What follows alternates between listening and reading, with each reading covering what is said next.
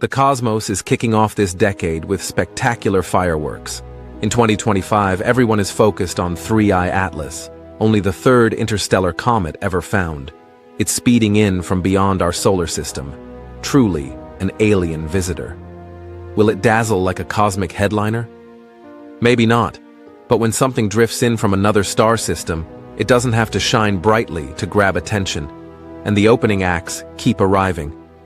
In 2026, 24P Massa, a regular on an 8-year orbit, and C-2024 E1 Weirskosh, a deep freeze visitor from the Oort cloud, will both pass by. They won't make the headlines, but they'll keep backyard astronomers busy with binoculars. Think of them as warm-up bands before the main show, and that main show arrives in 2029. On April 13th, the asteroid Apophis, a rock about 1,100 feet wide, the size of the Empire State Building laid on its side, will come within 20,000 miles of Earth. That's closer than our TV and weather satellites. It was discovered in 2004 at Arizona's Kitt Peak Observatory and named after the Egyptian god of chaos, the giant serpent who battled the sun every night. When it comes to naming scary space rocks, astronomers don't hold back. So what will it look like? Apophis will shine about as bright as the stars in the Little Dipper, moving steadily across the sky. In the eastern and southeastern U.S., you'll get the best view after sunset. Look west, and then follow it as it moves eastward. Out west, daylight covers the closest approach, but after dark, binoculars might still give you a good look. Now, here's where the fun begins. The theories. Some preachers are already calling Apophis the biblical wormwood, the star from Revelation that poisons a third of Earth's waters. NASA's response? They have ruled out any chance of impact for at least 100 years. Conspiracy bloggers claim NASA is covering up a collision. Scientists respond with radar data so precise that they can pinpoint Apophis to within a few miles. Meanwhile, in New Age circles, Apophis is portrayed as a cosmic wake-up call, an energy shift for human consciousness. But astronomers? They simply classify it as an S-type asteroid with a predictable orbit. The contrast is almost humorous. Wormwood or wormhole? It depends on who you ask. Secret government cover-up or publicly accessible NASA tracking site? Click the link and check it out yourself. End of the world or a once-in-a-lifetime celestial show? We'll choose the show. Still, it's easy to see why people are excited. An interstellar comet in 2025, more icy visitors arriving in 2026, and then in 2029, the serpent Apophis slithers past closer than our satellites. When the sky gets busy, stories start to spread. So how should we handle it? Simple. Understand yourself.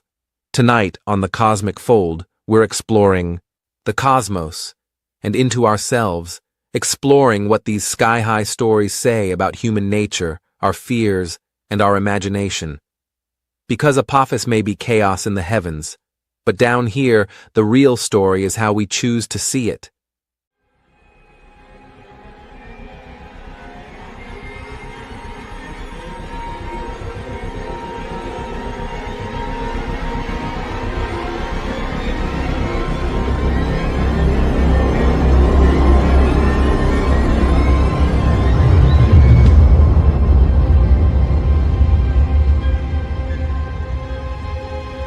The truth is out there, and it begins with you. Welcome to the Cosmic Fold, where we talk high strangeness. Call us at 928-288-2942. That's 928-288-2942. Or join us by video.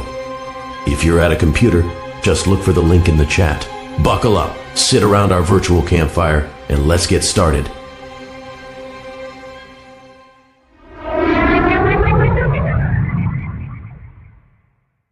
Tonight, we're asking a big question.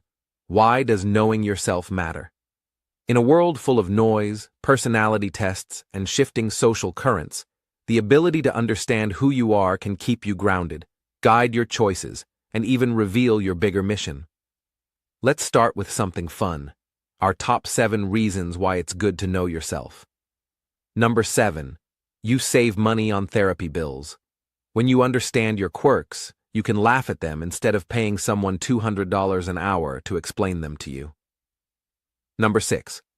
You avoid becoming a human chameleon. In a world where opinions fly fast, knowing yourself helps you stand tall instead of blending into the wallpaper or chasing trends you don't even like. Number 5. You unlock cheat codes at work.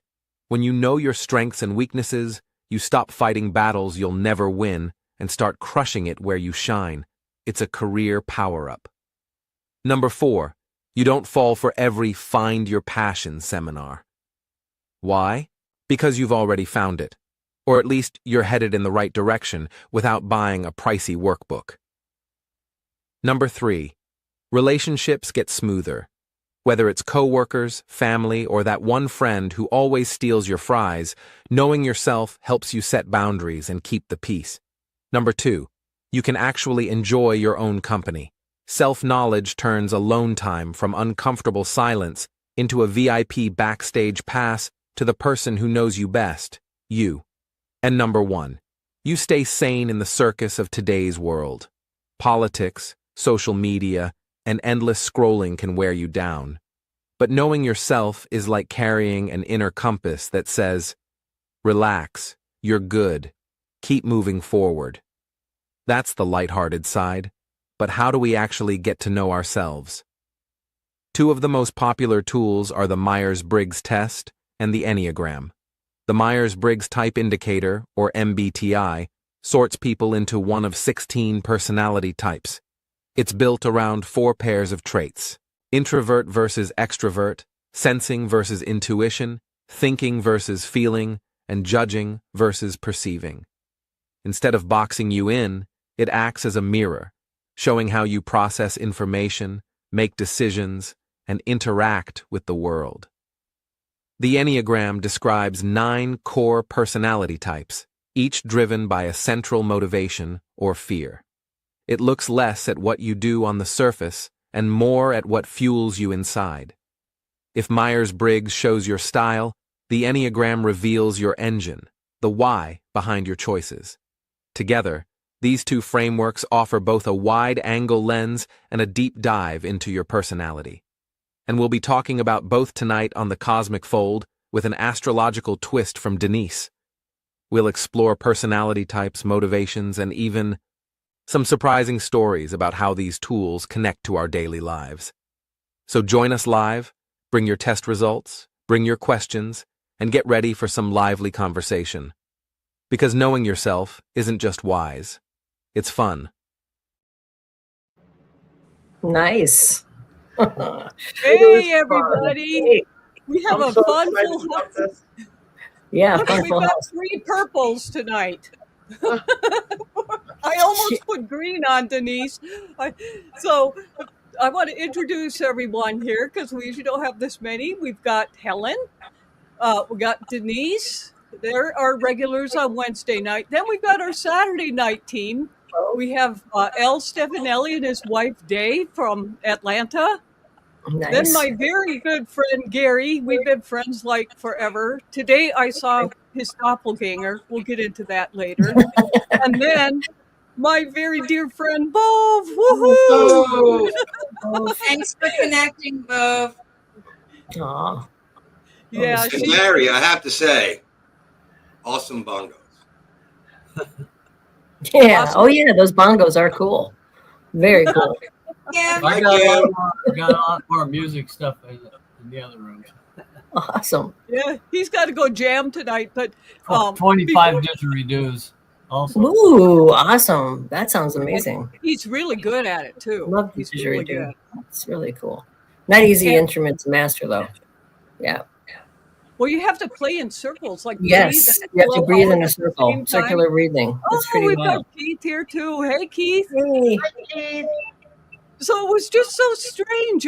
I was walking back to the office after making some lunch, and I see this man across the street, and I thought, what's Gary doing in St. John's where I live? He had, like, Gary tends to wear real bright tie-dyed t-shirts sometimes. This man wore that, same kind of shorts Gary wears, Glenn. same kind of sandals, and looked like, now I didn't see the face, but I saw the side and the back. Wow. And he was over at the setting up some food bank for Wow. all the people that are suffering because of what's going on these days. Wow. It was very weird. Oh, that was Gary's higher self. Charity work. So Like we that. used to be a part of the drum circle in Panama. And if you had something, they didn't care if it was a pot from your kitchen. If you had something to bang on, I will say 15 people would come into a room with every instrument because it was very international there. So people came in and out from other countries constantly. Like the one guy brought a didgeridoo, and the other guy had those bowls, and then somebody else had different styles of bongos and all this. And so we used to go to the drum circle, and you could have a snack out front, grab your drink, but you went out in the back of this place, and like 15 to 20 people got in a circle, and they all just, somebody would start it, and it would take off, and that was the drum circle. And occasionally, some of us who didn't drum but danced would get up and move around on the sides or in the middle as we felt needed. But it was very interesting how cathartic and healing it was for everybody involved in the event. It was like, for these 2 hours, life is not overwhelming. That's I am cool. letting out my primal scream in this way. And some of us screamed into the canyon because it was healing. You know, That's cool. I'm just saying. So it was like this whole event, and it was every single week, and it was open to anybody and any instrument. And it was so welcoming. That's one of the first things we found when we moved there, and not knowing anyone or Spanish really. And so I can't explain how that sparked a whole new viewpoint on what a sacred drum circle is, the energies they bring, they offer, they give up, and trying to release what they have to offer. And I had a blast as a drummer and percussionist. I was like, this is just right up my alley. I brought my own stuff. It was just very loud, and I hung on the outskirts. But here and there was dancing. That's cool. Well, Gary plays all kinds of different. You have got the drums. Don't you have some kind of like harp thing too that you were playing? I have two of throat singing instruments. I have a doche palur and some violin kind of thing. I also play Native American flute, play drums. I play a lot of different stuff. Also, I play Barbie's harp thing. It's a handheld harp. It's pretty cool.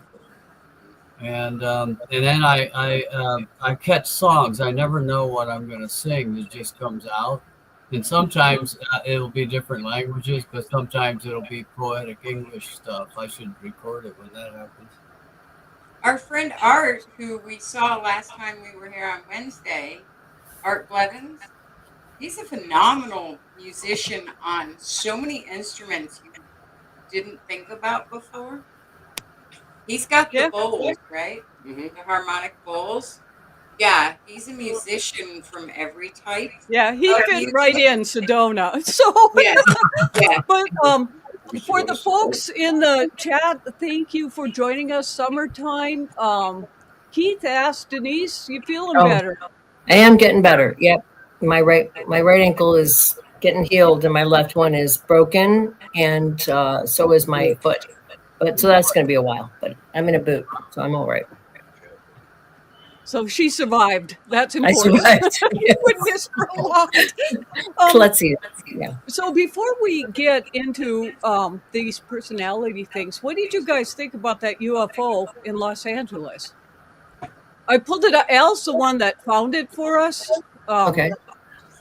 So that's kind of it came from the U.S. sun, and it was in the sky for 30 minutes. They saw this thing. Wow. It's been in several different. I just picked the one from the sun because I refuse to share anything from the Daily Mail. Yeah. But so the National UFO Reporting Center picked up on that because it was like, and for 30 minutes is how many really people saw it? Remarkable. Must have been a lot of people who witnessed it then. Right? Yeah. Was it moving or what was it doing? Yeah, it was the thing in the beginning where it was moving like that, and it looked like a boomerang, but it Yeah. had light on there. And so I just thought that was really kind of interesting. And then Elaine, I tried to patch her into the phone and it did not work. It worked yesterday, but of course it didn't tonight. But for Elaine and Gary and I all share the same personality. So I just wanted to share a Yeah. cartoon from Elaine. Yeah. This is INFJ, right? kind of a Yeah. philosophy that I think works for all of us. Yeah, Be there's careful following the masses. Sometimes the F is silent. Yeah. So, Alan Day's friend Kim here has a boot too. She was, Oh. I think she's in, is she in some kind of Dallas. therapy? Or Dallas, She's in Georgia. Dallas, Georgia. Yeah, that sucks. Okay. Yeah, she had a break and then she was getting better and she had another break. Oh and she- no. Oh So man. maybe to get her life back. She's made so much progress. She has learned to go upstairs on her butt, and that is yeah. a lot for Yeah. some of us. Yeah. Yeah. And so she can go upstairs again, where her bedroom and bathroom are. and everything. Right, right. That sucks. Wow. So congrats, Well, these- Kim. I'm so proud of you. Yeah, she's really gone through it. So, these tests, we had a question in the comments. This really nice lady watches the show, but she couldn't make it for the live, and the Okay. thing cut off. But her question, she and her husband took both of the tests, Oh, and cool. they took it before COVID, Uh-huh. but then they took it just recently, and the test results changed. And so her Which question test was did like, they- do which these test- change? Which Both of tests them. did they take? Oh, Both. the Enneagram, both tests changed, or was it Yes. just the Myers-Briggs? Okay, Both. all right. And All right. so, Did she share the results with you and what they were first? no, but she'll probably comment back later. Okay, I would but, like to hear. Yeah. Curious. When now I've taken the Myers-Briggs one 3 times. Mhm. Yeah, I've taken it a few times too. Mhm. And every time for me, that one is very consistent. It's always the same.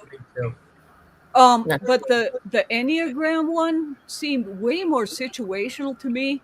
And maybe it's just the personality that I have. But I'm looking at these questions going, well, I could answer this way if I was at a party, but I Right. would answer the other way if I was at work. And so I'm Right. not sure how accurate that is, or if it's just like where you're at during In the the day. moment. I don't know. Well, we're multiple personalities, right? Well, if you have a 7 wing, which is what you said you had, right? I think you said you're an A with a 7 wing. That would Yeah. be indicative of having a 7 wing. 7 wings are really mutable and changeable and kind of shift a lot. So that could have been why you felt that way about that. I've had the opposite experience. Like when I took the Myers-Briggs, I'm either an INTP or an INTJ. I'm split exactly at 50-50 on that JP thing. So depending on my mood, I might be an INTP or I might be an INTJ, but I'm always a number 5 with the 4 wing on the Enneagram. It's always Interesting. consistent. Yeah.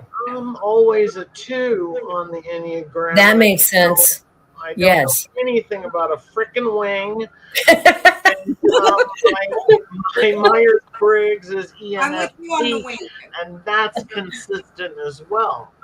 Right. So what's your Enneagram type? What's your Myers-Briggs type then? ENFP. ENFP. Okay, that makes sense with the 2. I Yeah. think I have the T, the turbulent. No, that's the thinking type, not turbulent. Oh, you're T. You're turbulent, not the Yeah, A. I T see. variant. Okay. Right. Oh, So interesting. Okay. can you tell everybody what that means, both? Because when you just,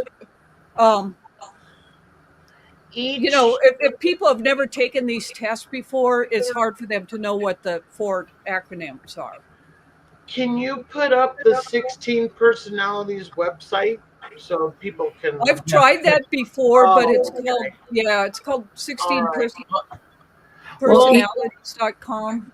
There are 16, and each one consists of 4 letters. Mine was E, extroversion, I, intuition, F, feeling, and P, perceiving. There are You mean N. 15 other clusters of these that each come out. And if you go to the website and you take the test, you can print it all out if you want it. Right. I find it so fascinating. It is, And yeah. it just, And it's free too. And you know, I don't know if Elaine is listening on the. When I took that the first time, it was just like, oh, that was interesting. Yeah, it showed up in my feed. I just didn't think anything of it.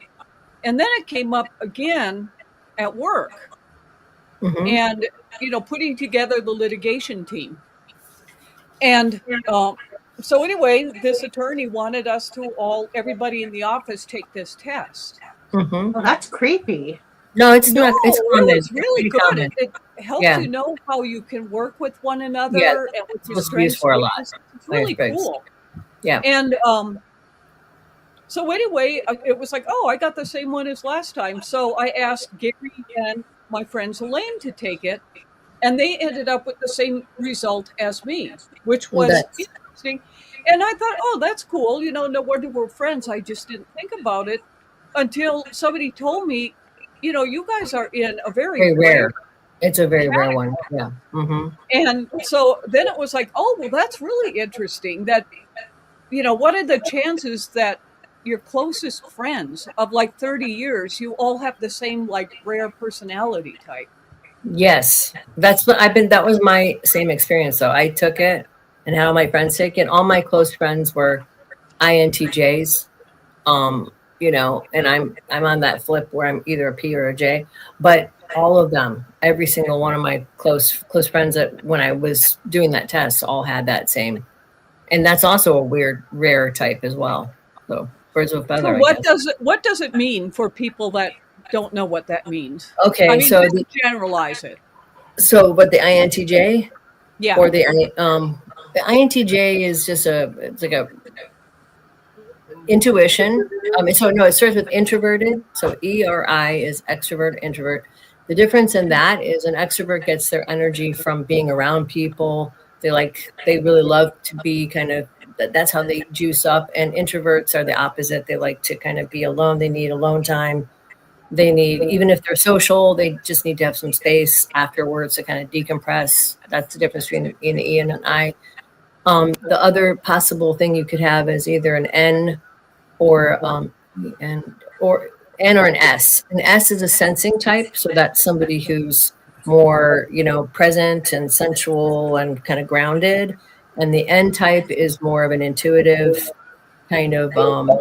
You could say it's more. It's more like more right-brained, I think, too, a little bit. Just sort of. I'm not really sure exactly what the big thing with the intuition, because it's not really doesn't mean the same thing in Myers-Briggs as what we consider intuition. It's actually kind of more like thought, like more like heady rather than intuitive, like what we would I'll call somebody an intuitive or something. So it has a different meaning in that system, but the difference is you're either more sensual and sensing or you're more heady. And the second one, P or no, that's ENT. So it's either thinking or or feeling, right? So you either go through your life kind of grounded in your feelings and how you kind of, you know, you're more emotional. That's your kind of how you make decisions is more gut based and more, you know, feeling based, I think. And you're more tuned into people. Thinking type, I think, is more rational, kind of logical, kind of cool, detached. This is my take on it. I'm not an expert in Myers-Briggs, but and then the P and the J is perceiving or judging, and that's also has different connotations in the Myers-Briggs. It doesn't really mean you're a judgmental person if you have a J at the back of your thing. It just means that you have it's a style of kind of it's the least active part of the personality too. It's as you go down. The EI is the most present. The N is the second most characteristic. The third letter represents the tertiary, and then the last one is the least obvious. And it's just sort of how you make decisions. So people that are perceivers tend to take in information and kind of go with the flow more. Judges seem like make quick, you know, make decisions and they kind of stick to it more. is what my kind of take on it is. I may be wrong, but that's been what I've read. And my take on it, so I'll just read real quick with the INFJ, like what Gary and then Elaine, if she's there, I'm so sorry that phone didn't work. But it stands for introverted, intuitive, feeling, and judging. That's right. Known as the advocate or the counselor, they're known for being compassionate, idealistic, insightful visionaries who seek deep connections, value authenticity, and are driven to make positive differences in the world. Very introspective, have a strong sense of inner vision and intuition, and often possess excellent communication skills, although they need significant alone time to recharge. That's right. Gary, how does that match? How your life? Do you kind of, because INFPs, we go back and forth, it seems like. When I did that and looked into it, I typed my name, and then I what my profession was, mathematics and physics, right? And then it listed some people that were in it. And what is it? The INTJ. INTJ, yeah, that's another weird type. No, you're an INFJ. You're an INFJ, yeah. Tell me what it is again. I just did. Intuition. So it's introverted, intuitive, feeling, and judging is what those stand for. Well, anyway, when I did that and I typed in also my profession, it said, yeah, that's a good profession for you. And Niels Bohr, the quantum physics guy, and some other stuff. But also, I was part. I could fit some of the logical ones. The logical. Right. That makes sense. And so there's overlap on this. Yes, that's what I found too. So you might be one of those people that's sort of 50-50. Maybe you're feeling sometimes or thinking sometimes. So maybe you're an INTJ or an INFJ, depending on where you're at and how you're. That's how I that's not uncommon. Well, what I was reading about this, when I was reading other sources yesterday, it was saying that we do both. We go back and forth. You go back and forth. And then the intuition. Right. There's also a scoring mechanism too. If you get deeper into it, like it'll tell you what percentage of that you are. So like somebody like Gary might be 49-51. Like he might be split really close to the middle. I'm almost 50. I'm pretty much 50-50 between P and J. And if you're one of those people that has really flipped back and forth between those two things all the time, you might get different results depending on the day that you do it. Yeah. Yeah. Yeah. Mine was very consistent. But when I was reading deeper on some psychology sites, it's like, because Gary is a mathematician, very logical, but also a musician. And so you almost have to have these both sides to your personality to function. So you go into the logic, I am too in my field. And then you go into the creative thing. Otherwise, that's what keeps your sanity, basically. But the empathy thing, I know one thing that Gary and Elaine and I all have in common is we like our books. We have books everywhere. I have a huge library. This is just part of it. Stacks of paper. Yes, and I don't know if, and I think that's where the logic comes from. You read and you synthesize it and then come up with a vision from it. I did some research on INF. I did some research on INFJs a long time ago because when I was in therapy, the woman who was my therapist was an INFJ, and she was like, oh, I think you might be an INFJ. And so I did a bunch of research on INFJs. The INFJ and the INTJ are the two most rare types. They have some correlations. They're not the same, though. They both tend to be really kind of readers, like researchers. INFJs tend to go more into this, like they're more feeling centered. So they tend to, a lot of them are therapists, psychologists, things like that. But both of them are generally very highly intellectual. That's what the research I found. They're both like very They like to read a lot. They are constantly sort of knowledge-based people, always kind of researching stuff and kind of taking in new information. And, so that was an interesting thing. Not that other types aren't, but they were specifically kind of, that was kind of a theme in both those types.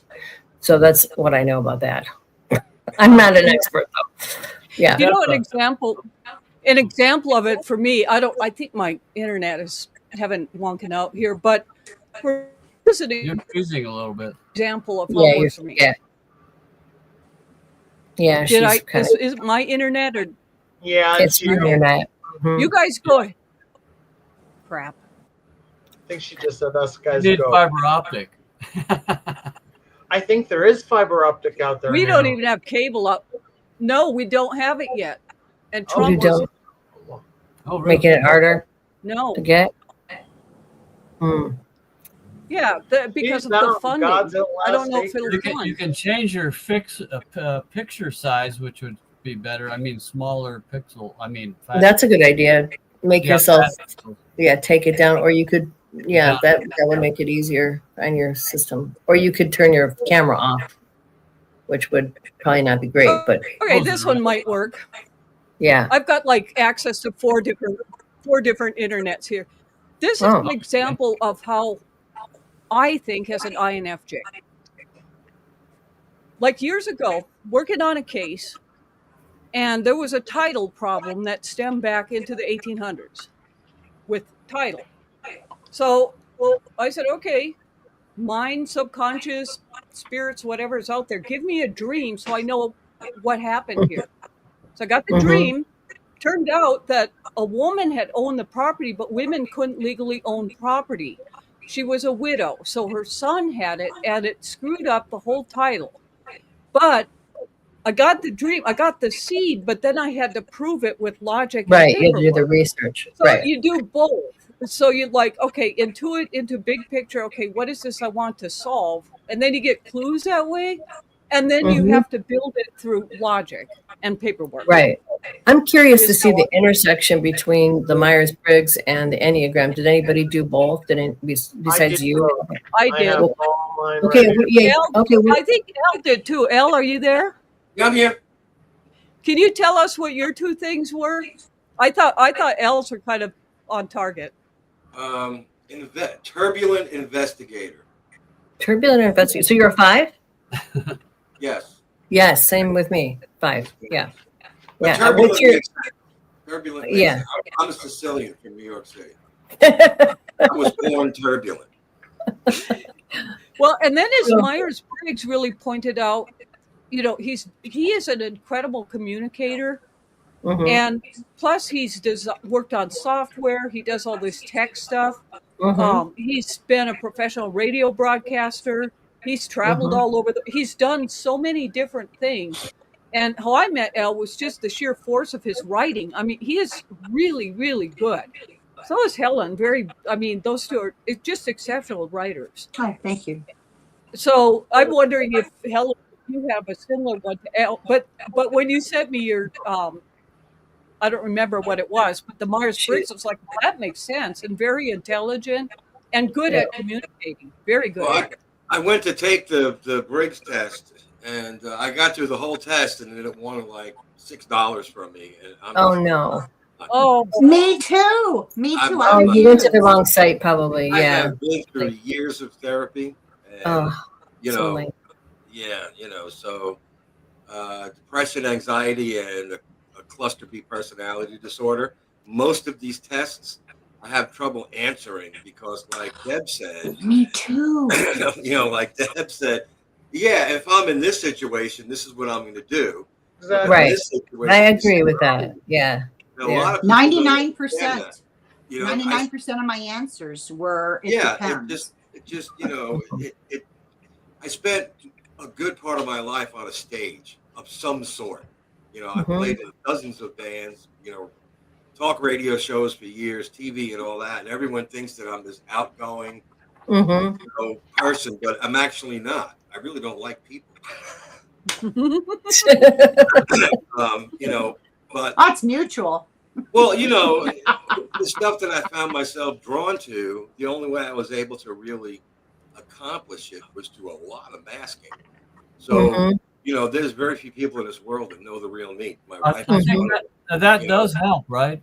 Yeah, oh, absolutely. My wife and I have been married 35 years, coming up on 35 years. So if anyone knows me, it's her. But right. When your wife is very empathic and intuitive too. Yeah, what's she? What is her type? Did she do her thing? She had to take a work course while she stepped away. Let me see what hers is here, because she got, let's see, blah blah. She's a poltergeist. I'm sorry, protagonist. She's a type 2. Type 2. 2W3. Type 2, and I'm a type 5. Type 2. Okay, that's an Enneagram. Yeah. Yeah. Wait, type 2W. What was a wing number next to it? 2W something. Wait, let me go back. Was it a 1 or a 3 next to it? That's the wing. I don't even know what. I know I like barbecue wings. She's a type 2 with 2W3.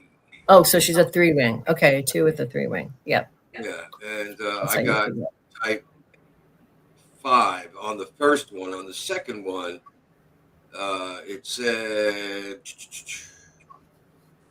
well, I don't know. I sent Deb the link, but when I go back to the link, it takes me back to the beginning of the test. So I must have put the wrong link in. I'm not going to sit there and take testing. But yeah, I have the patience of a strobe light. That's what it comes down to, and I don't suffer fools. So, I made a living, as Deb will tell you, for a while, just arguing with people through podcasts and blogs and TV shows.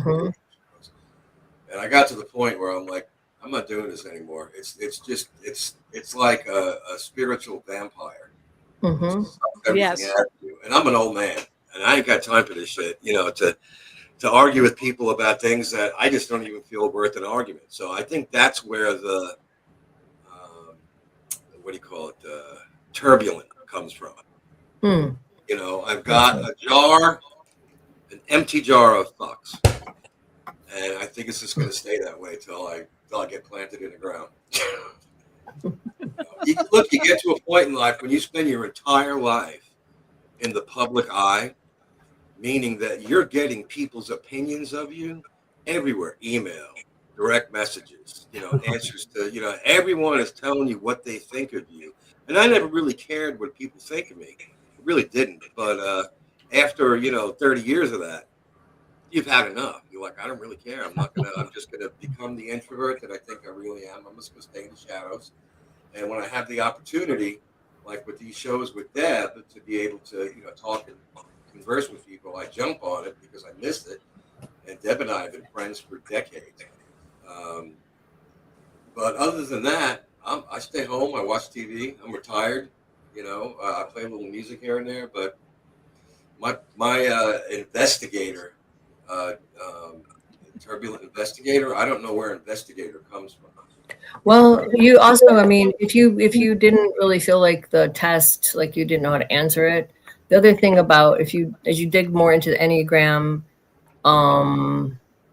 people can get typed wrong as well based on that if they don't feel like because you in order to be typed properly with the Enneagram, you kind of have to sort of think about it from, like you said, in different circumstances, you would do different things. But think about how you would do it if you just at the core of who you are. If you could do anything, what would you do? Not just what you would do in different circumstances, if that makes sense. Because you're right, at a party, you might not behave in a certain way as you would behave with a close friend or with a relative. But what's your real impulse? And that's sometimes hard to tell with those questions. Well, it is. Plus, all the years of therapy, going through loss. I buried my parents, my grandparents, siblings, children, my own children. So going through all of that, when you have these professionals, or, for lack of a better word, they have degrees on their wall, tell you, okay, this is your problem. This is who you are. This is why you are. Here's your diagnosis. And then you go from there. And it's a series of pills and medication. which I don't really think help a whole lot. No, huh? You know, Wow. but yeah, it's this whole, and you have to excuse me. I have aphasia and Parkinson's, so sometimes we're It's okay. It's all right. It's all good. And a little cognitive impairment. And I already totally forgot what I was talking about. So someone else. Too many pills. Let me bring up. Chris so he never got his. He never figured that the Myers-Briggs aspect of it, right? Is that no? Because they wanted me to pay money, and I get it. Yeah. I'll have to find one that doesn't. Yeah. It sounds like you're on the wrong website, Al. It might have been. Yeah. There's those lots on Google. Yeah. I Googled it, and it said free Briggs personality. Yes. Yeah. Oh, yes. Yeah. It's not free to get the results. Yeah, that's lame. Well, let me bring up some of the other people. Chris Force says he's an INTP, sometimes a JP. Like me. And then Keith has the exact same thing I do, the INFJ. Yeah. So that's interesting. We have the same one. Yeah, that is cool. Yeah. You know, and for me, I had that 8-7 on the Enneagram. Yes. I had never taken that before. And, you know, that's Donald Trump has that. I'm thinking, well, I'm not like him at all. Well, I'm so he's disturbed, though. He's a disturbed person. And that's the other thing about the Enneagram. If you look at there's like descent, the Enneagram is complex. It's more complex than it seems because it's basically, you know, these triads. And basically, if you're in a healthy place, you know, you manifest these characteristics. Right. If you're, you know, if you're not. Yeah, it's just like astrology or any of that. Right. And so, but I was thinking about that. I think it helps because I tend to be so empathic that, I mean, I can be around people and then I have to be in my cave for days, sometimes throwing up from it because I can't handle it. You know, I hear their thoughts sometimes. Another thing they said about the IN, you know, like Keith has, we think in pictures. And so I was thinking about that 8-7. How does that, you know, kind of that aggressive, you get all these ideals, and I think it gives you the strength to make things happen. Yeah, right. It's a leader, actually do it. Number. But years ago, this was in Dallas. I don't get angry very much, but when I do, look out. I feel like my energy just fills the whole room. It scares me. It is that powerful. So I was with my friend Terry, and we were at a mall in Dallas. And I felt this older woman next to me, and I felt fear from her. I just felt it. And just instinctively, I started chasing this man. Well, it turned out that he had grabbed her purse. She was like probably in her late 70s and knocked her. Terry caught her. And he's like, Dad, are you insane? I couldn't hear logic. That anger just got so intense that I chased this man. There was a parking, you know how they have those parking ramps by the malls? I'm chasing at him, screaming. And he goes, you're effing insane. And he threw the woman's purse back. Wow. And he ran away from me. And he was like probably 6'4", you know, and muscular. Yeah. And I scared the hell out of him just from that energy. Yes. And so then I brought the purse back, you know, and Terry's trying to comfort this woman. And I brought the purse back and the cops were there already. And he said, yeah, my friend Deborah's so crazy. Just don't get her mad. Don't get her mad. So he lectured me like for days about that. But I think that's where that 8-7 can come in. Yeah, probably. You just do something and you just act. Well, also, you know, your history of like starting that bookstore, starting these podcasts, you know, that's a very 8 kind of thing, you know, leadership kind of thing. Yeah. I mean, an INFJ without that would probably be more like a therapist. They don't want to deal with all that, being a leader and, you know, being an entrepreneur and stuff like that. You know. So one thing I was thinking, what do we all have in, you know, because this society that we live in is so turbulent and sickening. And I mean, just disturbing. It's like our morality has just been thrown out the window, for this team versus that. And it's just, and I think the thing that heals that is to find what we have in common. My guess, I'm going to throw out there, you guys tell me if it's right, but my guess is that none of us here, or probably in the chat, like small talk and pettiness. I think that's probably something we all have in common. Well, now I love a little gossip.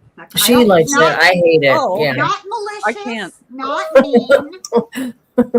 but it's awfully fun to gossip about. Oh, I don't know.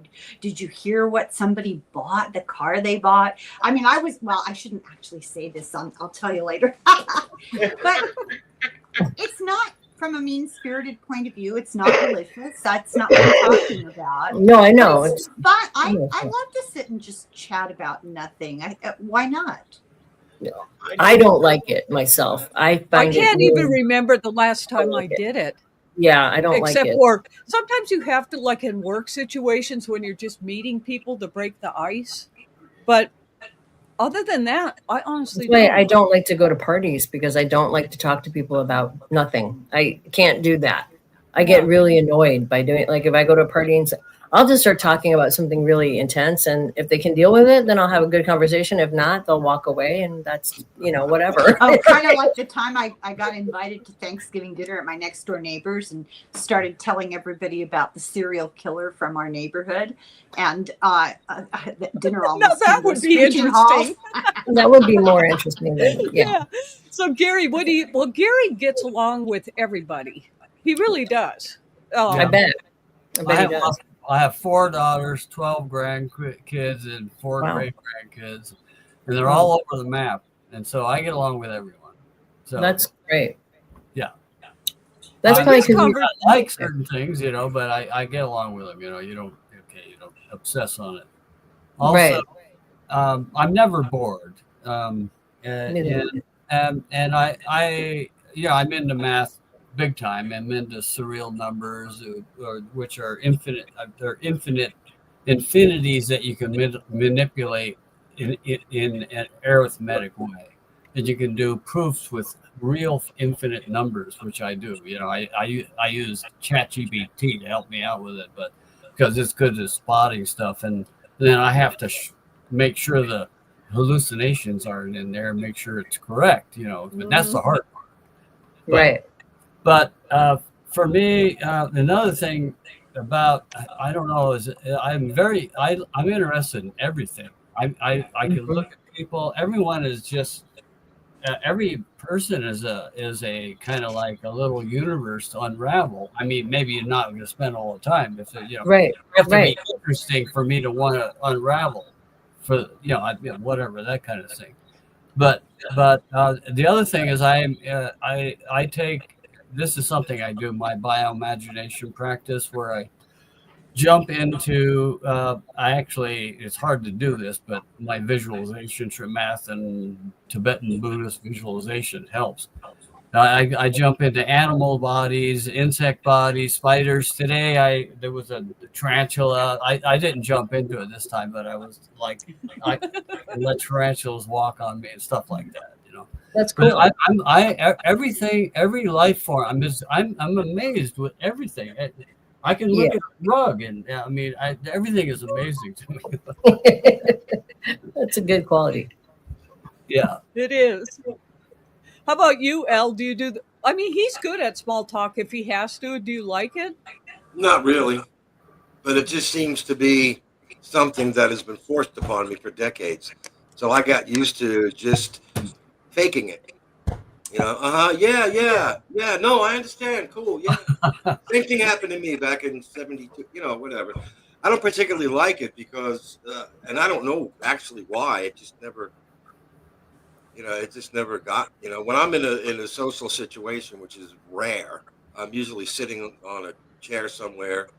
If it's with family, I got a grandchild on my lap or something, that's a whole different thing. But, in social situations, I avoid them because I'm not really, I'm not really comfortable in crowds. I'm comfortable in front of crowds, playing music, whatever, or giving lectures, Yeah. But being actually in a crowd is different. unnerving, and I just Yeah. love to get the hell out of there as fast as I can. Yeah, I get How about that. you, Bove? Bove is like one of the most. She's like the safe place. She's It's kind of like, I mean, you are, Come and you on, attract like come this on. huge, like interesting array of different people from I like all do. I walks of life. collect people. that's I sweet. collect people, but my favorite small talk is the stuff that happens in the doctor's waiting room or when you're standing in Walmart Exactly. and somebody behind you goes, "Ah, fuck," and you turn around and you just chuckle, and they look like, "Ooh," and I leave with a smile. That's I have okay. left That's sweet. with a smile, and so has the other person. I like that kind of smile. Yeah, that's good. That's good small talk. Yeah, that guy's fun. And Yeah. she does, but I've never seen anyone with such a collection of people that just like gravitate to her. And they Well, live she's there very and they move. got a lot and of warmth. Yeah, Yeah. she's very warm. She's Yeah. definitely a people person. Yeah, she is. And Yeah, smart and so is and Helen. intuitive. Yeah. Helen is and, too. and Bove are both the same type, I think, in the Enneagram. They're both 2s. And I Yes, think that they both have that. I don't know what I am. I thought you told me you were 2. Yeah, but I keep getting different results every time because I can't decide how to answer it. Yeah, Okay, I don't know what to say. Schizophrenic. I know I don't get much. Life is a because- poltergeist and the rest of us are schizos. What's your Myers-Briggs? What did you both Bove and Helen? You're an extrovert, right? An extrovert you're an ENFJ, is that right, Bove? Or an ENFP? Okay. What about you, Helen? What's I your have no deal? idea. I don't know. You didn't do it. Okay. Now they wanted money. I don't pay for things. Yeah, Okay. I just did my third one, and Yeah? they all want money, and I'm like, you know what? No. Yeah. I'll go find the one that's not like that. Denise, I did the links you sent, and they wanted money. The test is free, but the results. yeah. You have to Deborah, pay do you for. remember if I paid money? No, I do 16 not. personalities used Yeah. to always be free. So maybe Yeah, it used to be. Oh, Maybe it's not anymore. Maybe that's must it. be a new. They still advertise that it's free.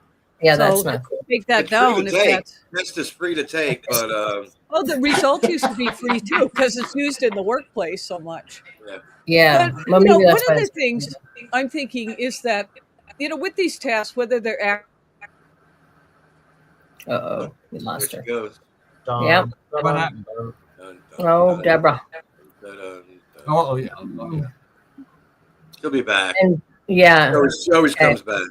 she She comes saw back. the results. She's frozen in fear. There you go.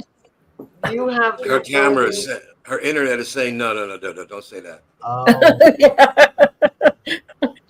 You can correlate astrology or Yeah, I did look at everybody who was an ENFJ. Who she gave me everyone's birthdays that she had that were ENFJs. So Elaine, who we couldn't get on the phone, but I was looking to see if there were any correlations between these different types in astrology. It was interesting because all of the types that came up had very strong. The ENFJ had very strong Uranian kind of stuff, so that's like humanitarian, but also being a little different and highly smart, often, and very intellectual as well. A little bit rebellious, a little different, which kind of makes sense. But interestingly, you had the F in there. You'd think there'd be water, a lot of water in everybody's chart, and there wasn't any water. Mostly, like Elaine had 0 water. Gary has some water. He's got 5. He's got 5. Yeah, I have a point system, 5 points. And Deborah, you had only 1 point for water. So Gary is. Mostly what I saw was a preponderance of air and earth in everybody's natal charts, and also like a lot of squares, which made me think that all of you guys have had a lot of turbulent, like you learn things, like there's a lot of sort of trying to see things from different perspectives, and kind of like a real push to sort of try to make something out of something or make it better. It's like there's some internal kind of usually it's kind of pressure to kind of perfect yourself or move you to be a better person. So you all had that going on. And then I've been doing research into this other system called human design, which I've just barely started like in the last few days, but it was interesting that all of you guys had a gate called 43 open. And I think that gate, if I can remember, is, it's sort of let me see if I can find what it means in human design. It's a gate of insight and breakthroughs. So all of you have that in common in that system. So so it's interesting that to me, like that most of you guys, even though you're the feeling types, highly intellectual in your astrology charts, you know, and you wouldn't necessarily think, oh, you know, but perhaps all of that sort of thinking and being pushed to be better also makes you open and sort of compassionate towards others. You know what I'm saying? And it's hard to judge, you know, Gary and Elaine and I, all three of us are not judgmental at all about people. Right. You know, you just that is a hallmark okay. of Jay. Unless you've walked in their shoes, you just don't know. And I suspect Keith, who's also has that, is the same way. Is he both like that? It's just like, because you don't know what path they've had. But what I was going to say before the internet went down was, do you think this would be useful to help kids? You know, because it's like when they're kids, they're told, oh, you need to be a lawyer. You need to be a police person. You need to be a doctor. You have to live your life simply to make money and support a capitalistic society. Right. And everything is about winning money. And I'm thinking, you know, if people really knew themselves, especially as kids, and had that opportunity to explore what it is that they like, that could be really wonderful. And people would be a lot happier and less, you know, fighting all the time if they're doing what they love to do. I agree. No, that's 100% right. I think that's the purpose. Really, these things should be, you know, these tools are really good for kids. I think in terms of also for parents to know their kids and understand where their kids are coming from. Because, you know, a lot of times you have a personality type that doesn't understand another personality type, and they try to project their needs or wants or their ambitions onto that kid and mess that kid up. So yeah, you know, that I agree with that 100%. So I don't know if Kim is multiple personality or Helen. Helen. True. Deborah? Yeah. You know, I told you Joanne is a really good astrologer. Right. Uh-huh. And the other day I was talking to her and she said I was an alpha male, and I didn't. I agreed. But I don't think of myself as an alpha. I had alpha male friends, really super alpha male, and they use a lot of times when I was in high school, they were strong and they could beat people up, and I hung around them because they were my protectors. That makes sense. We went to some bad places, you know. But I see you that way, not in a negative sense, but more as you protect your own and protect the people around you and your daughters. And that's how I see it. To me, an alpha male is honest and has integrity. They're not like, you know, what we're being shown in our news today of what they're supposed to be. I don't know if those are really alpha men. They're probably more messed up than that. Right. They try to say they're alpha, but I think an alpha male has integrity, and I see that with you a lot. Kim says we homeschooled our son and let him pursue his interests above the core course. Didn't you guys homeschool too, El? Yeah, 8 years. That's all because and you did too, right, Helen? That wasn't really a thing. We moved from an area of the country that had excellent schools, great curriculum, advanced curriculum, like, you know, I forgot what they call it now. AP classes? Or? Yeah, AP classes. And we moved due to work to rural Alabama. Oh, wow. And my kids got so bored, they started getting into trouble. They were grades, not just months, grades, a whole grade, multiple grades ahead of everybody else. And it's not because they're genius kids, it's because the system they came out of was so much better. Different.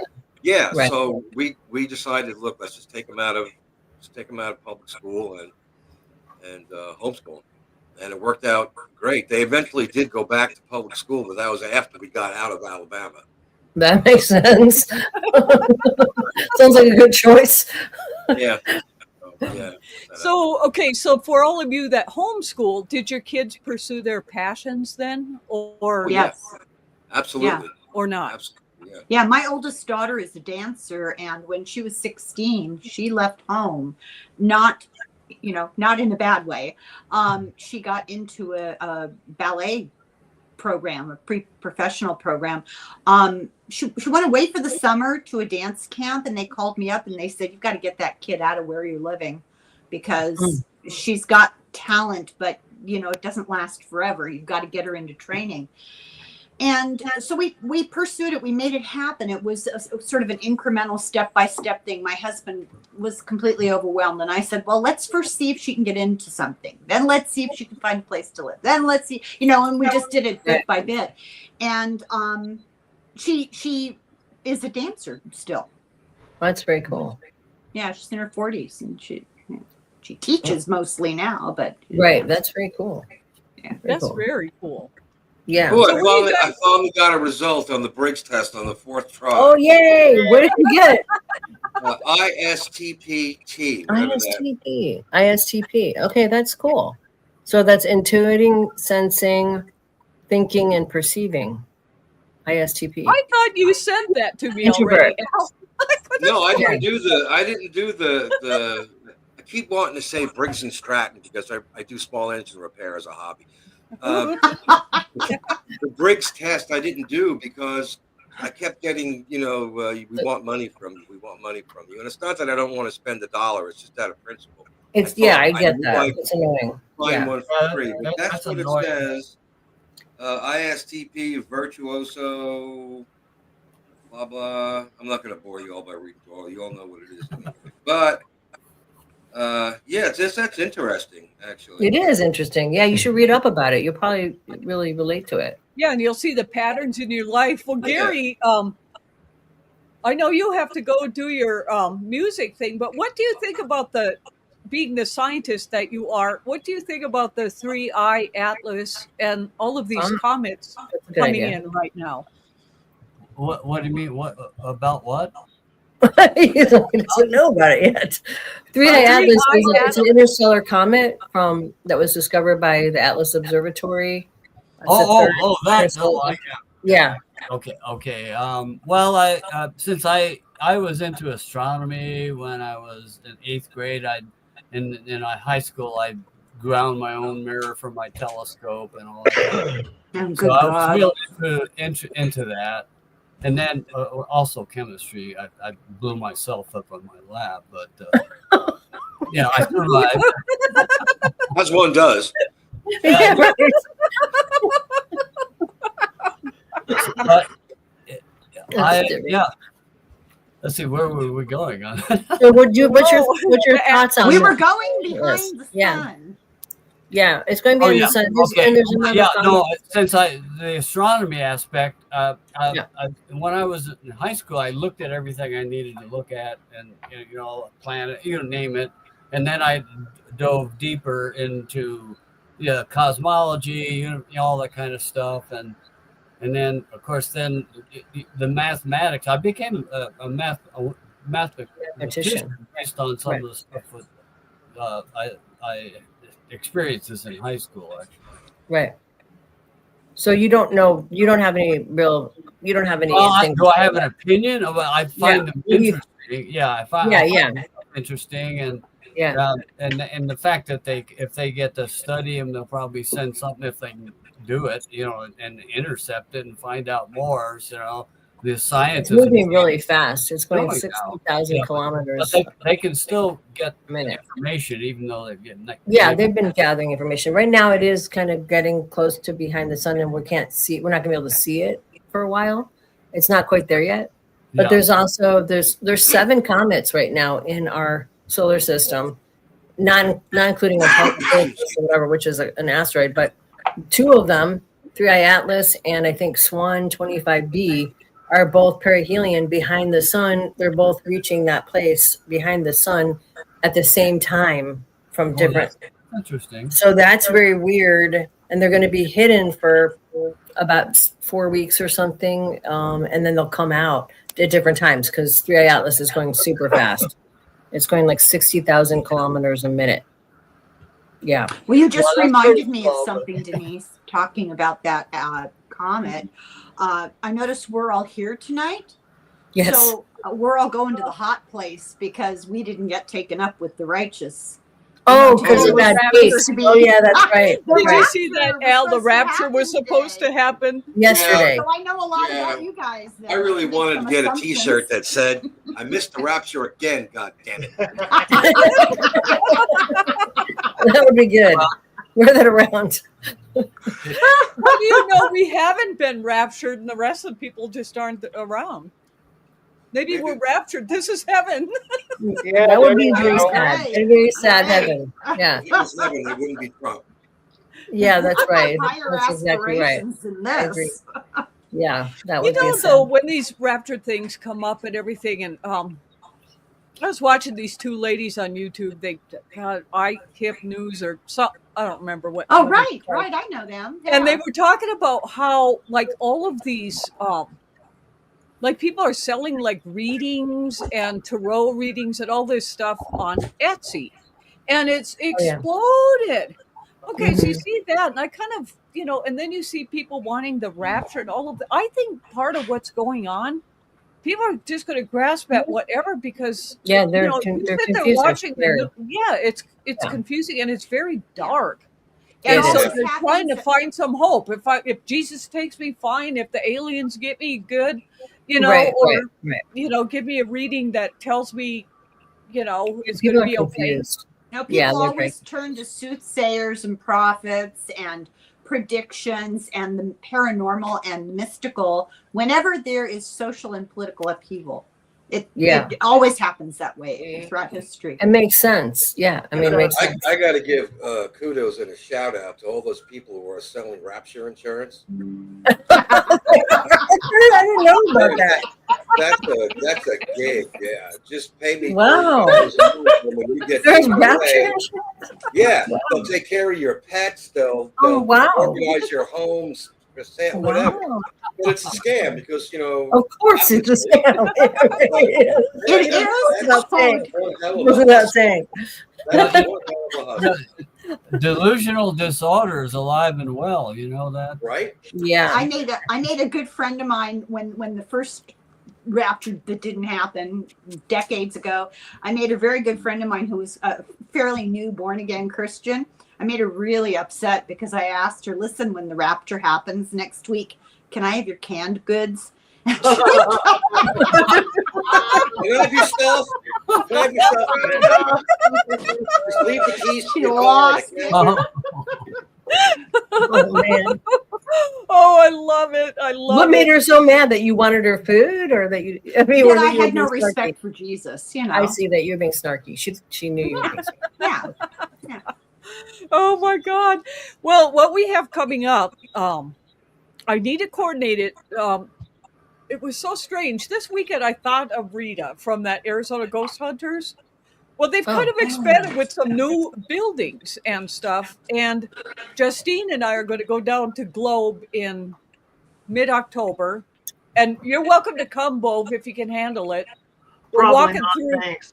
Yeah, I wasn't sure if you could. So we're going to go ghost hunting with her. Oh, cool. And, but she said she's got a lot new stuff to share with us because we had so much fun talking with her the last time. Yeah, it was some interesting stuff. Yeah. We should know from COVID how many people just lost it. I remember saying if aliens came to Earth, people would deny. I was actually shocked. It's true. Well, they would deny it. Well, you know what happened with me when I had my COVID shot?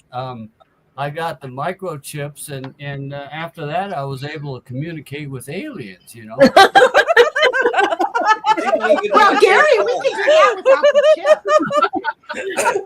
Yeah, when I was living in Panama, the Republic of Panama, my mechanic was a conspiracy theorist, especially when it came around to COVID. So of course I had to go get my shot because I couldn't enter the United States without it. Yeah. My son was getting married. It's like I need it. I was going to get it anyway, you know. Right. But anyway, I get the shot, and right after the shot, I had to go to my mechanic's house for something or another. And I told him I got a shot, and he's like, those things are magnetic. Remember that whole thing about the magnets? Oh, yeah. So just to prove how idiotic this was, I pulled off the Band-Aid, and he had a little round magnet, one of them little rare earth magnets you can get on Amazon, and he put it on he was recording it. He put it on and it stayed there. And he's telling everyone, here's this guy who just got his COVID shot, and all the and I'm thinking to myself, dude, it's the adhesive from the Band-Aid. Yeah, exactly. Yeah, exactly. I didn't say it. I just, I didn't let him do his thing because I didn't want him to put sugar in my gas tank or anything. But yeah, and that's about explains the entire realm. Do you remember that whole period when that was all that conspiracy rage, and it wasn't COVID that was making people sick? It was 5G. Do you remember that whole thing? Oh, gosh, yeah. What happened to 5G? Oh, it's everywhere now, our people. I mean, Well, what happened to that Denise, conspiracy theory? I mean, it look just at evaporated. The 5G thing was true. Look at people. It Look was at true. Look at people. The majority of the world has gone completely stark raving mad. It's 5G. That's what I was thinking, Helen. The same thing. Aliens. I mean, yeah, I mean, all those crazy things. And now we have someone like that who's dictating public health, but what are you going to do? Well, I was Well, you're not. I taking can tell you what you're not medical going to do. You're advice not going to take from Tylenol. acetaminophen. Yeah, no. I think now that's why people are so confused, though, because you have people who are not using science-based, rational kinds of things, and people that are being thrown all over the place. And it's not just coming from the internet. It's top down now. And I think people are really scared and confused about like what's real and what's not real. It's a very confusing time. Well, people have people misconstrue science. People believe that science they equate it with the word of God. Once a scientific truth is stated, it's set in stone. People don't understand that science is based on science is not the like gathering of data, and the more that you learn, it changes. Changes, right? And Mutable. so anything that you've said in the past that you now say, well, actually, that's not entirely true. Now we know X, Y, Z, Right. so it's not A, B, C. They'll say, see, you lied, or they'll say, That's true. They don't understand. all science You're is probably wrong. right. I think you're right. Yeah, there's right. one thing about knowledge. fuzzy logic. If they taught that in high school, basically, truth is shades of gray until it isn't. As data comes in, it becomes That's clear. right. That's right. The cognitive bias, they want it to be this way, and they filter out the stuff they don't like, and so they don't get all the data. So they become conspiracy people or delusional beliefs. Yeah, or they just, like she said, they don't understand that science is an evolving process. That Right. like people, this whole thing with a study that came out about Tylenol. Well, Tylenol is ubiquitous. Almost every single person on the planet has taken a Tylenol at some point in their life.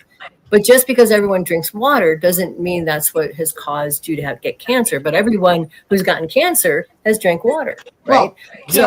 Water will kill you. They also breathe air. That's exactly right. So you have this kind of these correlations, and even in that paper that people are pointing to, that it says basically there's a correlation, but that we don't know that there's any causation. And it's like, well, those are very different things. Because they're claiming that people who like the Amish don't take Tylenol, they don't have autistic kids. Bullshit. They do have autistic kids. Autism is across the spectrum in every culture, in every part of the world. And it's, not everybody, but, you find something to blame it on, and then you don't have to actually do the Well, real. and didn't the papers, there were some papers, I see Kim mentioning that. There were some, but there's been this huge, what was it, like a 25-year study that came out of Sweden where they actually traced it. And it's like, oh, okay, those papers maybe once in a while, but it's not a thing really. And that's been, and they're ignoring. Autism was What are you talking about? Which papers are you talking about? She's asking about the autism and Tylenol. But let me, first of all, let Elle say, Elle was saying something. I was just saying autism was first diagnosed in 1911. And that's right. Right. It wasn't even invented yet. Exactly. It just doesn't, exactly there's no correlation. I think a lot of people are just afraid to admit we don't know. We don't know. There's nothing wrong with that. That's right. I agree. We're looking, we're trying to find out. And, it's like 98.9% of the world's scientists, particularly climate scientists, understand the concept of climate change. And then there's that 1% who says it's a hoax, but so many people gravitate around that 1%. You see, it's a hoax. And so because one person, one group, 1% said, no, this is bullshit. If you look into that 1%, though, they're almost all paid for. They're almost all. You're always going to find that 1%. It's just part of our society, And as far as what Kim here said about the studies linking Tylenol to autism, the link is very, very ubiquitous. Yes. And it's a very narrow section of the scientific community. Well, that's the thing. You have to ask how many patients were in the study. Was it double blind? Who paid for it? What was the intended outcome of the results? Because if some corporation pays for a study, it's going to have preconceived notions about how to interpret it. I mean, here's the thing. She's asking about 5G and honeybees dying off, and we have rise of autism, and we have all of these things. We don't know what the cause. Well, what we do know is that our Earth is completely contaminated, and there are whole dump sites in all these places. Our groundwater is contaminated, but we don't want to deal with that. So we'll blame something that we think we can control. PFAS is in everything. PFAS, known as the those are horrible parts. Yes. Right, they're in everything. Yes. Yes, and they're causing a rise in cancer in young people, like who are getting intestinal cancer in their 30s and 40s now because of that. And it's like, but that would be attacking the entire system and dealing with the big actual things. Right. And people, it's like that thing. I always think of this kind of stuff as what people were told to do in the 50s when they were children. If there's an atomic bomb blast, get under your desk and put your head under like that. Well, that wasn't going to do shit, but it makes you feel like there's something you can do. But it doesn't solve the problem. It doesn't do anything. It's just something to let our monkey brains obsess on so that we feel we have control. And the same thing, there was just something that just came out about this woman, and I think it was in Dallas, who put a bunch of, she was interested to find out what was happening to her recycling, her plastic recycling bottles and stuff. Mm-hmm. She put a bunch of air tags in it. Turns out they all just got dumped in a dump site and they weren't being recycled. And it's like, this is the stuff that they tell you need to recycle. It's your fault, the climate change. So you feel like you're responsible. So it takes the heat off of the big corporations that are actually in control of, the systems that are contaminating the planet. That's what's going on. Another thing from the 50s, in Phoenix, there was this Maryville is what it was called, where all these kids started getting leukemia. Mm-hmm. And I actually worked on that case and went into the basement of the Department of Environmental Quality, going through all these papers from the 1950s. And they locked me in there by mistake. So I'm stuck in this basement reading all this stuff that I probably shouldn't have. Right. And, they were told to just take all oil and all these chemicals and just dump it on the ground. There were government papers from that, telling Standard Oil to do that, all these other places. And they're saying the earth itself filters out all of these chemicals. And so they believe that, and then it goes into the aquifer. It goes into the groundwater. Drink that, and then they get cancer. And so now under Phoenix, they have to disclose if you buy property there, if you're in what they call the Superfund area. And Superfund is a thing through the Environmental Protection Agency, where it's so toxic, they have to clean this up and notify. Gary, did Motorola, that was involved with the Superfund too, Yeah, wasn't it? I had environmental toxins in me. I had to retire early. Wow. I had the metabolites of the chemicals that Motorola was using, and the maintenance people were a lot worse because they were up close with it. But it took me I finally, after all these years, I'm 86 and a half almost, and I was able to decontaminate. I had like 20 nasty symptoms. It was horrible. And Wow. Sediment is not. Avoidance Let me jump in here. eating good food and all that stuff. I learned how to detox my body, all that kind of stuff. Right. What were you going to say? I was just going to look that up. What was the answer? Acetaminophen is not banned in Cuba. The country has been experiencing a severe shortage of this and other essential medication. The misconception that acetaminophen is banned appears to have originated from recent unsubstantiated claims made by U.S. President Donald Trump. Yeah. Well, see, now I thought it was banned because it causes free speech.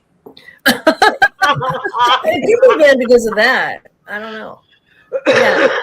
Yeah. And You really have I'm to reading be here, careful it's sold because- in government pharmacies. So it's like, that one's not true. You really have to be careful with these kind of proclamations because, well, you know, there are people who believe everything and anything, and they can be doctors, they can be people who are practitioners as well. But you know, there was also supposedly a link between it and autism and vaccines. Vaccines were around for years and years, and then there was this whole conspiracy theory by some paper that was written by one guy, who later turned out to be completely fabricated. If you look at, there's thousands of studies disproving that, but people still think that's real. And this is the kind of thing. Let's go back to like the show we did about these tremendous gifts that these children with autism have. Yes, that's right. You know what the autism tapes where Yes. these huge telepathic gifts. That's right. How They're do we not know incredibly that they are more evolved than we are? No. They Why are. do you have assumption, to? yeah. Why do you have to ban it and whatever? Because It's not even. That's that's a misunderstanding of autism too. This whole thing of pinning it on all these different things. Autism is actually. It's not a disease. It's just a neurodivergent kind of neurological system difference. It's not a disease, and there has been autism probably throughout all of human history. It's just that we're seeing a rise in it now, and like you said, it was discovered in 1911. But you know, I read a study a long time ago that said that they could prove a link between people, like almost everybody that they studied, or a huge percentage of them, the kids that were on the spectrum had either a father or a grandfather who was an engineer, which is weird, right? And it's like, why would that be? But that type of personality, that job type, which is very introverted and hyper-focused, was seen as something that was an indicator, and that's a genetic proclivity towards autism, you know? Well, I'll tell you a little bit of gossip. You guys want to hear a little bit of gossip? I know you love gossip. So I worked on a neurological floor in a hospital. I wasn't anything important, but I worked there. And we like observational, this is just narrative from people. We began to notice that a certain demographic of people would come in. They would all work in the same place. They had the same job description. It was an aerospace contracting company. That's all I'll say. They were all young men in their early 30s. They all had the same career, and they all had a very rare form of astrocytoma brain tumor. Something you hardly ever see. Wow. And that's all I'll say. We just observed that and went, this is interesting. Because you rarely saw this particular diagnosis. And then all of a sudden this cluster from the same office. Wow, well, that's Gary went through. It was years that you went through cleaning up all the toxins and stuff that you had. That's what he said. Yeah. Yeah. Is he there or did he freeze? Yeah, he's right there. He's still there. Oh, he just didn't hear you. Well, I was thinking something. something, and my pregnant neuron clusters want to pop a story. And so I was, so when I do that, sometimes I don't pay attention. My next door neighbor usually put a heart on your cup, and when you talk, don't lose the heart connect, because when you're losing your connection when you're grabbing your pregnant stories. I know what you're saying. Yeah, I get that. That's a good. Yeah. What was so that? how many? My question was, how many years did it take for you to detox? Well, after 5 years, a lot of my symptoms went away, and then, but then slowly everything. And now I'm climbing mountains. I'm in pretty good shape. Stuff like that. I started lifting weights because my muscle mass was going. Now I can do chin ups and all that stuff. And that's good. So I just started working on it. But I eat good food, stuff like that. Try to not stress myself out. Yelling at the computer was the hardest thing for me to solve, because basically when I yell really bad at the computer, I have to go down and I love fixing it, but I don't like to have to spend 4 days, and if I yell too much, it's really, I have to go real deep to fix it. It takes a while. But anyway, but now I have I can intercept the urge especially when 3 things are happening, bad things on a computer, whatever. So and I've had serious meltdowns, and whatever. And if I just mentally play that perceived video of myself looking at myself, and I start laughing, of course. And so now I intercept my urge to the anger with laughter, and it helps fix that. That's good. That's good. So, Al, what do you think about all this? I want to say, just to throw in, usually we do Cosmic Folds every Saturday. Al has he reads these crazy stories for us that I put together from historic weirdness. And Deb always tries to throw in unpronounceable words. Yes, I give them really hard words to have to read. But anyway, we're moving that to like the first and third Saturday of every month, and the second and fourth, and Bove has been instrumental in helping us. The fourth will be if you have a rural business, live in a small town. This will be more of a trying to get people in these rural areas to talk.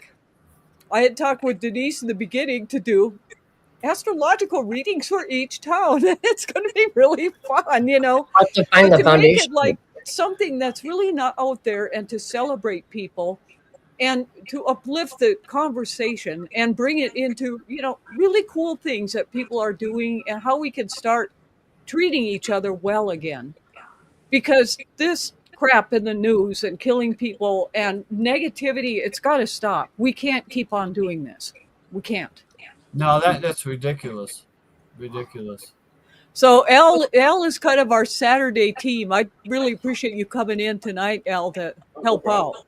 But it is getting close to my bedtime. Yeah, I knew that. That's why I thought I'd say something. And I'm a cranky old man. Oh, Alabama. No, I don't live in Alabama. I used to. I live outside of Atlanta. Yeah. Oh, okay. If you want to talk about some scary stuff, take a ride at night through rural Georgia. Yeah, I've done that. It's scary. I have a religious commitment, Al. I don't cross the Mason-Dixon line. I understand that. My kids and grandkids are all down here, so thus. Yeah, so you don't have much choice. Yeah. I get that. But I did spend 4 years in the Republic of Panama, and by and large, it was an awesome experience. It's beautiful. Yeah, that is cool. Well, thank Day for us too for popping in. Yeah, but this Saturday, she got stuck on my workload is just too much, so we're not going to do anything this Saturday. I've just got to catch up. But and Bove has just been so helpful too, so I want to thank her and Gary for popping in. It's been so much fun. I'm in it for the fun. Yeah, I ate early, so I didn't have to eat before going to music night. That's smart. Oh, good. So I'll leave here at 10 to 7. Yeah. All right. Well, we're already half an hour over, so yeah. Okay.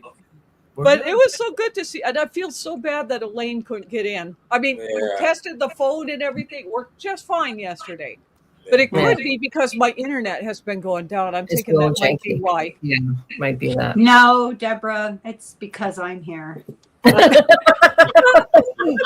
She's a tech queen. Yeah. I'm telling you, I'm cursed. I'm cursed. Any technology I deal with is immediately possessed by demons. Denise, Yeah. what internet speed are you running? Because you're very smooth. Oh, I have like a really high speed internet. Yeah, connection. do you know what it is?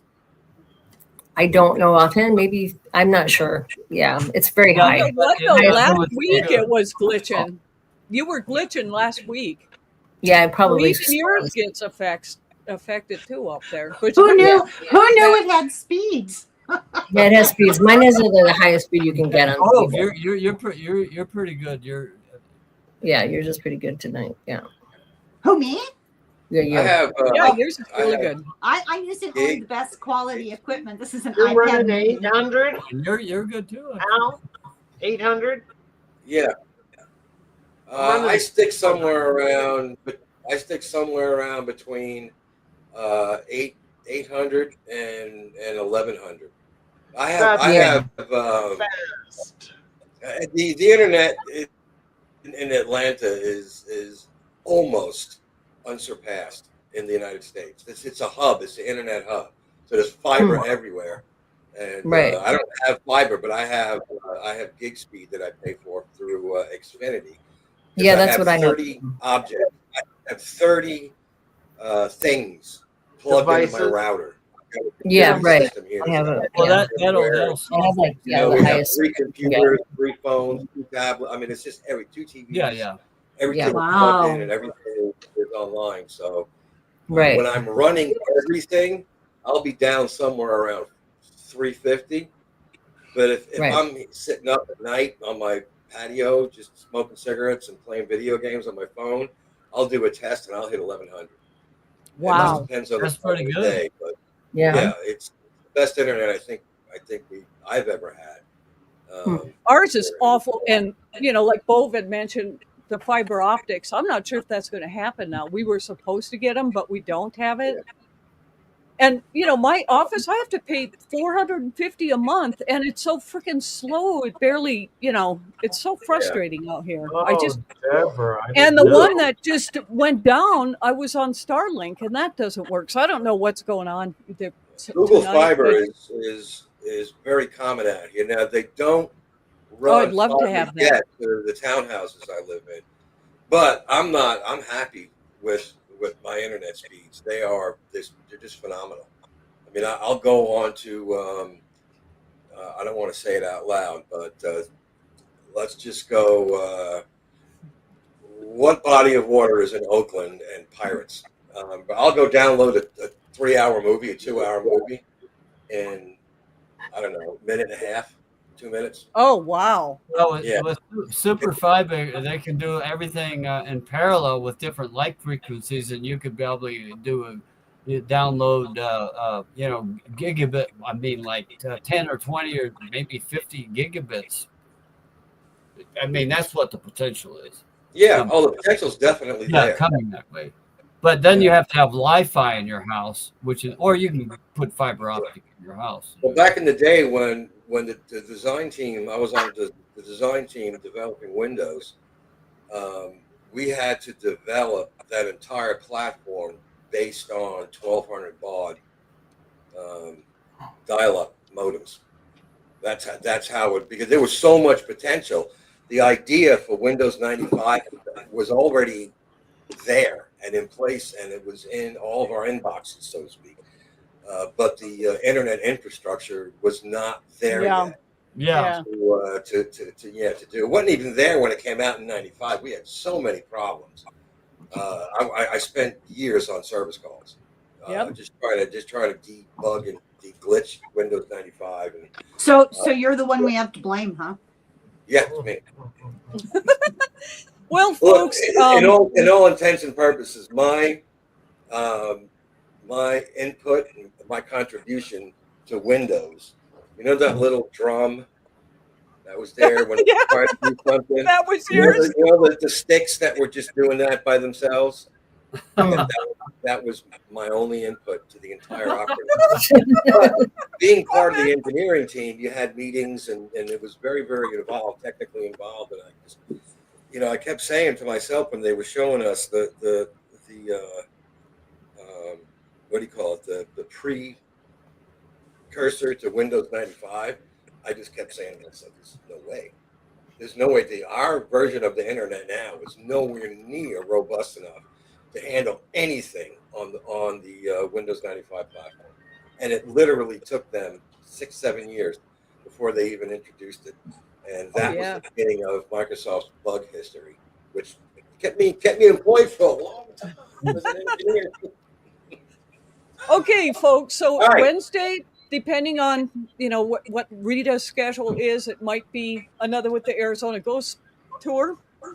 Otherwise, we'll just come up with something. Saturday, it'll be a week from Saturday, and we'll pick up. So we'll talk about that. But this weekend, I got to get paperwork done. So. Well, we'll see you unless they miscalculated the rapture.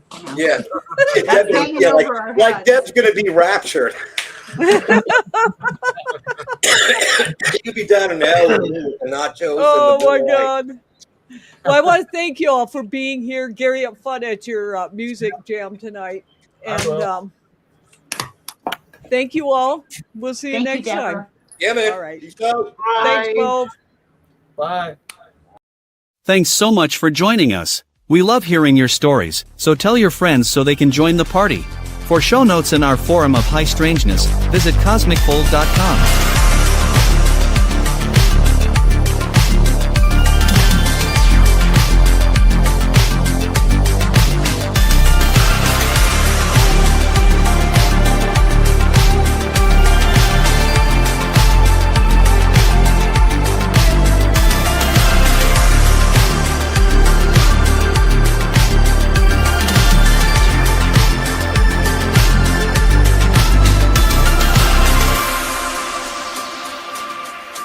Remember, Cosmic Fold airs live on Wednesday and Saturday nights, so be sure to subscribe and click the notification bell to know when we're on air.